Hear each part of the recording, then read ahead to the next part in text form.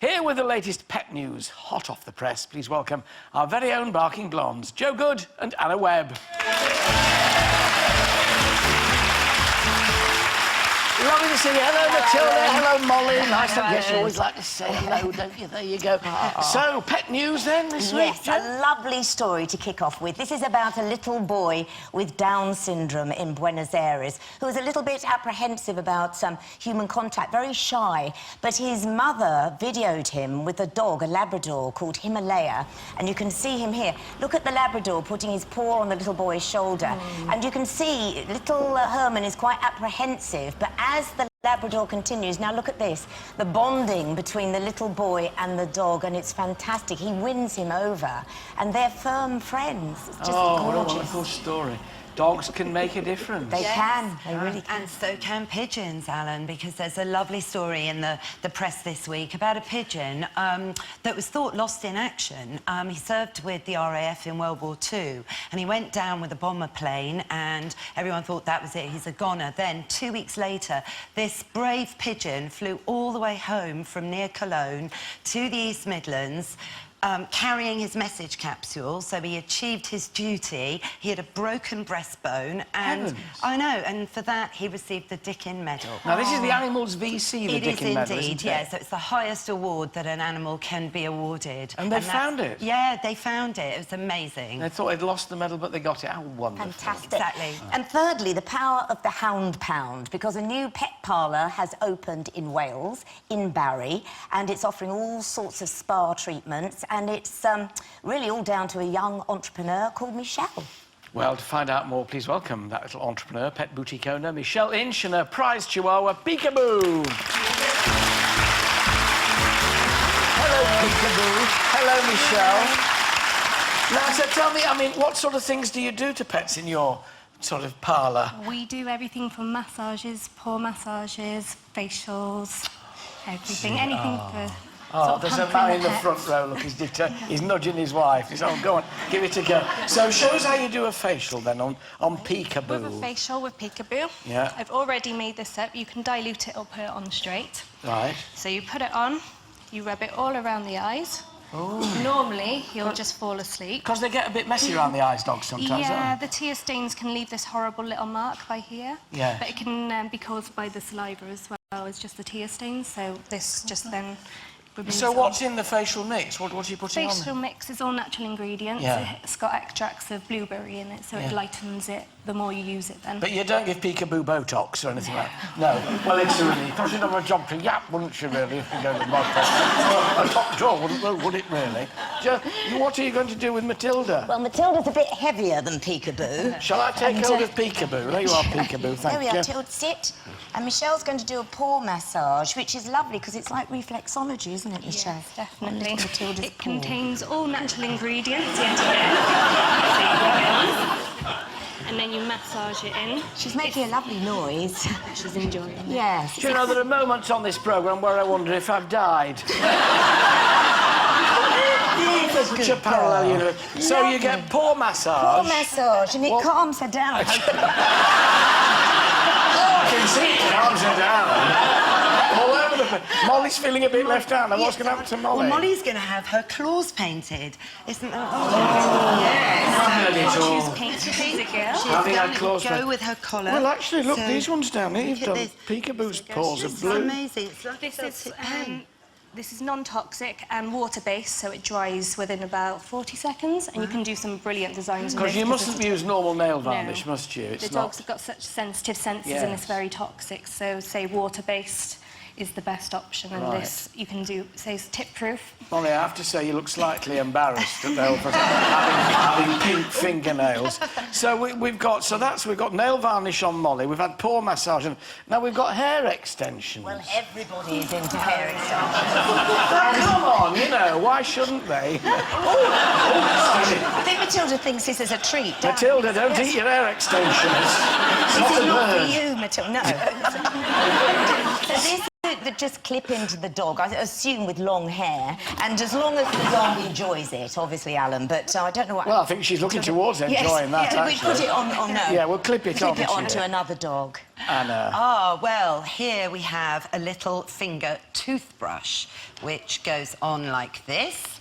And it's very important, Alan, to clean your dog's teeth, because 84% of all dogs have periodontal disease by the age of 4, apparently. So I'll demonstrate quickly on Molly. Molly, now, show everyone how clever you are. So this is microfiber, so it basically cleans the teeth as you go up and down on Molly's big teeth here. And it will prevent plaque building up and therefore prevent the periodontal disease setting in, which is really serious because with rotting gums, you know, it all spreads basically through the dog's system, doesn't it, Molly? Yes. And if you are at home trying to eat your toasted tea cake at the moment, I do apologise. It looks like something you put on when you cut your finger. Shall I give this... There you are, Peekaboo. You go back there. Bless you. Very patient. A growing demand for unusual and exotic pets like bearded dragons and snakes. But are they dangerous? And which ones are best suited to you? Please welcome back Steve Batchelor along with Joe and Anna. I'm not sure the hand. Might not do the handshake. No, I won't do the handshake now, because we're always warned against having things which are not suitable. That doesn't mean to say, clearly, that you can't have really exotic pets if you want them. Absolutely not. I would say a lot of exotic invertebrates, particularly people that are living in cities and have limited space, can be fantastic. And also, some of them have short lifespans, so for kids who want a first starter pet, they can be great.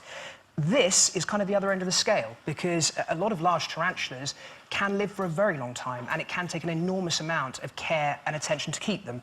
Right, we'll talk about that in a minute, but first of all, let me ask Joe about the one that Karen's holding. Well, this is a bearded dragon who is actually quite cute, and I love this. And this is probably a suitable pet if, say, someone in the family is allergic to cats and dogs and you fancy keeping something that can socialise.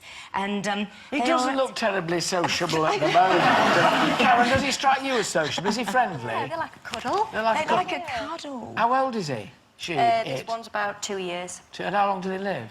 About 15 years. Oh, gosh, quite a while then. Conditions, then? Well, yes, you need to keep them in a tank, but the thing is, Alan, they cost about £30, you were saying, but it's what you pay for. All the equipment can go into the hundreds, because they need UV, they need heat, they need sort of hurdles and apparatus, really, that they can hide behind. Don't imagine these little tanks we have here, which are literally just to get them on setting are big enough. They're not remotely large enough, are they, Stephen? There's much more... No, they're not. And, you know, a lot of the animals we've got here are not starter pets by any chance, by any means. I mean, we've got axolotls and Hog Island boa here. You want to make very, very sure that you're going to a reputable dealer, because, you know, these animals in the wild are endangered, and they have to be captive bred for you to ever consider keeping them.